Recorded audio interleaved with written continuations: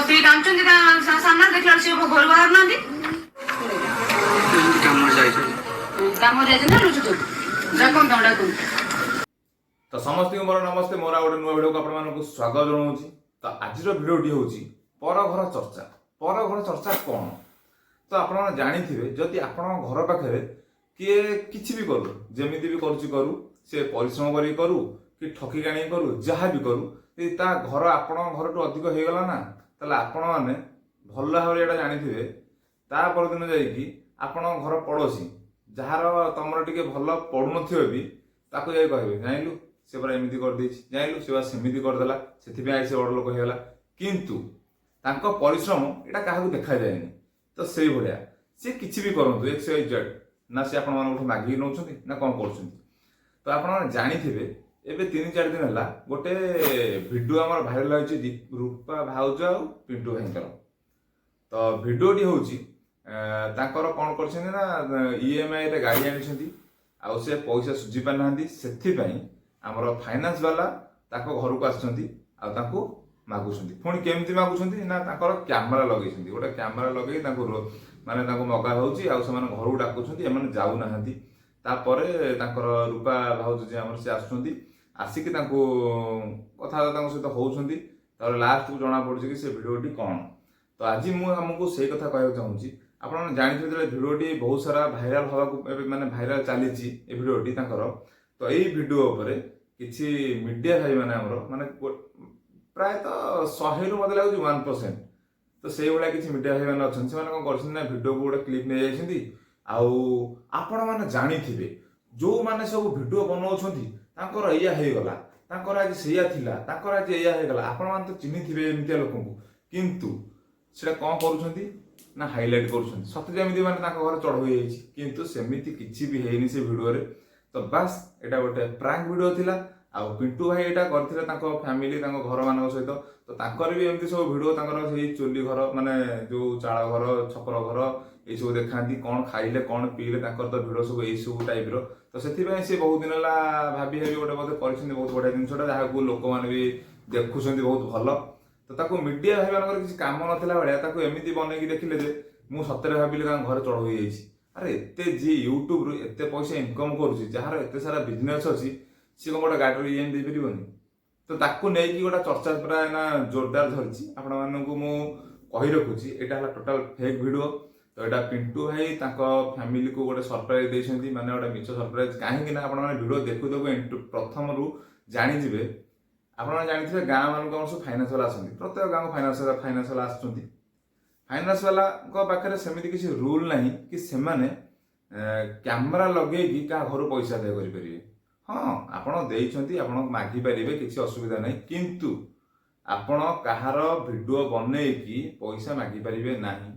ସେକେଣ୍ଡରେ, ଇଏ ବର୍ଷିକିଆ ଲୋନ୍, ମାସକୁ ମାସ ଲୋନ୍ ଲୋକ ଦେଇପାରୁନାହାନ୍ତି, ଇଏ ବର୍ଷିକିଆ ଲୋନ୍ଟା କରିଦେଇଛନ୍ତି। ସିଏ ସ୍କ୍ରିପ୍ଟଟା ଭୁଲ ଭାଲ ହେଇଯାଇଛି ବୋଧେ, ମୋତେ ଲାଗୁଛି। ଯେତେବେଳେ ପିଣ୍ଟୁ ଭାଇ ଲେଖିକି ଦେଇଛନ୍ତି, ମ୍ୟାଡ଼ାମ ତ ନୂଆ ନୂଆ ବୋଧେ କରୁଛନ୍ତି, ଆଉ ସିଏ କହିଦେଇଛନ୍ତି ବର୍ଷିକିଆ କଥା। ତାପରେ ସେକେଣ୍ଡରେ ହେଉଛି, ଏଇସବୁ ଜିନିଷ ଦେଖିବାକୁ ଲୋକମାନଙ୍କ ଭାରି ଇଣ୍ଟରେଷ୍ଟ। ସେଟା ତ ଆପଣମାନେ ଭଲ ଭାବରେ ଜାଣିଥିବେ। ମୁଁ ଯେତିକି ନ ଜାଣିଛି ଆପଣମାନେ ଭଲ ଜାଣିଥିବେ। କାହିଁକି ନା ଆପଣ ଜାଣିଥିବେ, ଯେତେବେଳେ ଗୋଟେ ଲୋକ ଉପରକୁ ଉଠି ଉଠି ଉଠି ଉଠି ଉଠି ଉଠି ଉଠି ଉଠି ଯାଉଥିବ, ତ ଯେଉଁମାନେ ତାଙ୍କୁ ସହି ନ ପାରୁଥିବେ, ସେମାନେ ଯେତେବେଳେ ହଠାତ୍ ଦେଖିଦେବେ କ'ଣ ହେଇଛି, ରୂପା ପିଣ୍ଟୁ ଘରେ ଚଢ଼ଉ, ବାପରେ ଇ ତ ଗୋଟା ଅଲଗା ପ୍ରକାର, ତାଙ୍କୁ ଅଲଗା ଲାଗିଥିବ। ବିଶ୍ୱାସ କର, ସେମାନଙ୍କ ଦିହ ମୁଣ୍ଡ ଗୋଡ଼ ହାତ ଖାଲି ଜଳି ଯାଉଥିବ। ସତରେ ସେମାନେ କାହିଁକି ଜଳୁଥିବ କହିଲେ? ଖୁସିରେ ଜଳି ଯାଉଥିବ। ହଁ ଶୁଣ, ସତରେ ହେଲେ ହେଇଯାନ୍ତା ଏମିତିଆ, ତାଙ୍କର ଏମିତିଆ ହେଲେ ହେଇଯାଇଥାନ୍ତା, ତାଙ୍କର ଏମିତି ହେଲେ ବ୍ଲେମ୍ ହେଇଯାଇଥାନ୍ତେ। କିନ୍ତୁ ଆଉ ଗୋଟେ କଥା ମୁଁ କହି ରଖୁଛି, ଯେତେବେଳେ ରୂପା ପିଣ୍ଟୁ, ମୁଁ ତ ଏତେ ୟୁଟ୍ୟୁବ ଦେଖେନି, ବ୍ଲଗ ଫ୍ଲଗ ଦେଖେନି ଏତେ। ତ ଯେତେବେଳେ ମୁଁ ଏବେ ତାଙ୍କ ବ୍ଲଗ ଦେଖିଲି, ତାଙ୍କ ବିଷୟରେ ବହୁତ ସାରା ଚର୍ଚ୍ଚା, ପୁରା ଅଲଗା ଭାବରେ ଚର୍ଚ୍ଚା ହେଉଛି। ଚର୍ଚ୍ଚା କ'ଣ ନା, ତାଙ୍କ ଭିଡ଼ିଓରେ କିଛି ନାହିଁ, ତାଙ୍କ ଭିଡ଼ିଓ ଏମିତିଆ, ତାଙ୍କ ଭିଡ଼ିଓ ସେମିତିଆ। କିନ୍ତୁ ତାଙ୍କର ଗୋଟେ ଗୀତ, ତାଙ୍କର ଗୋଟେ ଭିଡ଼ିଓ ମିଲିୟନ, 10 ମିଲିୟନ ଏମିତି ଯାଉଛି। କ'ଣ ପାଇଁ? ଲୋକମାନେ ସେଥିରେ କ'ଣ ଦେଖୁଛନ୍ତି? ଏଇଟା ସମସ୍ତେ କହନ୍ତି, କିନ୍ତୁ ମୁଁ କହୁଛି, ଆପଣମାନେ ବୋଧେ ଜାଣିନାହାନ୍ତି। ଯେତେବେଳେ ସେ ତାଙ୍କର ଯେଉଁ ବ୍ଲଗ ଚ୍ୟାନେଲ ଦେଖିକିନା କିଛି ଫ୍ୟାମିଲି, କିଛି ସ୍ତ୍ରୀ ଲୋକ ଆମର ଯେଉଁମାନେ ଘରେ ରହୁଛନ୍ତି, ତ ତାଙ୍କୁ ଦେଖିକି ପ୍ରାୟ ମତେ ଲାଗୁଛି 200-300 ଚ୍ୟାନେଲ ବୋଧେ ବନେଇ ସାରିବେଣି। ଅଧିକ ବନେଇଥିବେ ମୁଁ ତ ସେଟା କହିପାରିବିନି, କିନ୍ତୁ ମୁଁ ଯେତିକି କହୁଛି ଆଉ ସେଥିରୁ 70-80 କି 100 ପାଖାପାଖି ଚ୍ୟାନେଲ ମାନେ ମନିଟାଇଜ ବି ହେଇକି ସେମାନେ ପଇସା ଇନକମ କରିସାରିବେଣି। ତ ତାପରେ ବି ଲୋକମାନଙ୍କୁ କିଛି ଶିଖିବାକୁ ମିଳୁନି, କିନ୍ତୁ ତାଙ୍କ ଭିଡିଓରେ ଭ୍ୟୁ ଯାଉଛି। ଏମିତିଆ ଭିଡିଓ ବି ଦେଖିବାକୁ ଲୋକମାନେ ପୁରା ପାଗଳ। ତାଙ୍କ ଭିଡିଓ ପକଉ ଗୋଟା 2 ଦିନରେ 5 ଲକ୍ଷ 10 ଲକ୍ଷ। ତ ଏଥିରୁ କଣ ଲୋକମାନେ ଦେଖୁଛନ୍ତି ଆଉ କଣ ଶିଖୁଛନ୍ତି? କାହାକୁ କିଛି କଥା ଭାବୁଥିବେ ଭିଡିଓ ବନେଇଟା ବହୁତ ସହଜ, ସେମାନେ ବାସ୍ ଘରେ ବୁଲି ଯାଉଛନ୍ତି, ଭିଡିଓ ବନେଇ ଦଉଛନ୍ତି ଆଉ ଭିଡିଓ ଛାଡି ଦଉଛନ୍ତି, ତାଙ୍କର ଏତେ ଲକ୍ଷ ପଇସା ପାଇ ଯାଉଛନ୍ତି। କିନ୍ତୁ ଆପଣ ଥରେ ଭାବିଲେ ଗୋଟେ ଭିଡିଓ ବନେଇବା, ତାକୁ ଏଡିଟିଂ କରିବା, ତାକୁ ଭଏସ ଦବା, ତାକୁ ଟାଇମ ବାହାର କରିକି ତା ଉପରେ କିଛି କରିବା ଜିନିଷ, ଏଇଟା କେମିତି ହବ, ଲୋକମାନେ ତାକୁ ପସନ୍ଦ କରିବେ ନା ନାହିଁ ସେମାନେ ଏଇଟା ଜାଣିନାହାନ୍ତି। କିନ୍ତୁ ଲୋକମାନଙ୍କର ଯୋଉ ନିନ୍ଦା ଅପବାଦ, ତାଙ୍କୁ ଯୋଉ ଗାଳି କରୁଛନ୍ତି କମେଣ୍ଟରେ, ଯାହା ବି ହଉ ଏତେ ସାରା ଜିନିଷ ଶୁଣିଲା ପରେ ସେମାନେ ପଇସା ଇନକମ କରୁଛନ୍ତି। ତାଙ୍କର ଲକ୍ଷ୍ୟ ସେମାନେ ଭାଙ୍ଗି ଦେଇନାହାନ୍ତି। ସେଥିପାଇଁ କଣ କରିବାକୁ ପଡିବ। ଆଉ ୟୁଟ୍ୟୁବ ଗୋଟେ ଭଲ ପ୍ଲାଟଫର୍ମ ଯୋଉଠି ଆପଣମାନେ ଭିଡିଓ ବନେଇ ପାରିବେ। ଭାଇ ଏଣ୍ଟରଟେନମେଣ୍ଟ କରନ୍ତୁ, ସମସ୍ତଙ୍କୁ ଖୁସିରେ ରଖନ୍ତୁ। ଆଉ ଆମକୁ ଦେଖୁଥିବା ଲୋକ ଆଉ ଆମେ ଯାହାକୁ ବି ଦେଖୁଛୁ, ଯୋଉମାନଙ୍କଠୁ ଆମେ ଶିଖୁଛୁ କିଛି, ତ ବହୁତ ଭଲ ଭଲ ଜିନିଷ ୟୁଟ୍ୟୁବରେ ଆସୁଛି, ଖାଲି ଖରାପ ଆସୁନି। ଆଉ ବ୍ଲଗରେ ବି ବହୁତ ଭଲ ଭଲ ଜିନିଷ ଅଛି।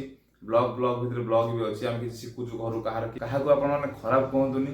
ସିଏ ତାଙ୍କ ପରିଶ୍ରମ ଅନୁସାରେ ସେମାନେ କାମ କରୁଛନ୍ତି, ଆପଣ ଆପଣଙ୍କ ଅନୁସାରେ କାମ କରନ୍ତୁ। ଆଉ କାହାକୁ ମାନେ କାହାର କମଜୋରି ଦେଖିକି ଆଘାତ କେବେ କରନ୍ତୁ ନାହିଁ। ଆପଣମାନେ ଭଲ ଭାବରେ ଜାଣିଥିବେ ଯେତିକିବେଳେ ହଠାତ୍ ଆପଣଙ୍କ ଗୋଡକୁ ଗୋଟେ ଆଘାତ ହବ, ହଠାତ୍ ହେଇଯିବ, ସେଟା ଆପଣ ଜାଣିପାରିବେନି, ସେତେ କଷ୍ଟ ହବନି। କିନ୍ତୁ ଯଦି ନିଜର ଲୋକ କିଏ ମାନେ ହଠାତ୍ ତମେ ନିଜକୁ ଯଦି ବାଡେଇ ଦବ ପାରେ, ତାହେଲେ ଅଧିକ କଷ୍ଟ ହୁଏ, ସେତେବେଳେ ଅଧିକ କଷ୍ଟ ହୁଏ। ତ ସେଇଭଳିଆ ଆଉ ନିଜର ଲୋକ ହେଇ କେବେ କାହାକୁ କଷ୍ଟ ଦିଅ ନାହିଁ, ସମସ୍ତେ ନିଜର। ଆଉ ଆପଣମାନଙ୍କୁ ମୋର ଏତିକି ରିକ୍ୱେଷ୍ଟ, କାହା ଭିଡିଓକୁ ଆପଣମାନେ ଏମିତି କିଛି ମାନେ ବନେଇ ଦିଅନ୍ତୁନି କି ସେ ଭିଡିଓରେ ଯେମିତି ତାର ବ୍ଲେମ ହବ, କାହାକୁ ଗୋଟେ ବ୍ଲେମ କରନ୍ତୁନି। ଆଉ ସିଏ ଗୋଟେ ଲୋକ ଯେତେବେଳେ ଉଠିଥିବ ଉପରକୁ ନା, କେତେ ପରିଶ୍ରମ କରୁଛି ସେ ନିଜେ ଜାଣିଛି। ଆପଣମାନେ ପରିଶ୍ରମ କରିକି ଉଠନ୍ତୁ, ଆଉ ଦେଖିବେ ଆପଣମାନଙ୍କର ମାନେ ଜୀବନଟା ବହୁତ ସୁଖମୟ ହବ। ତ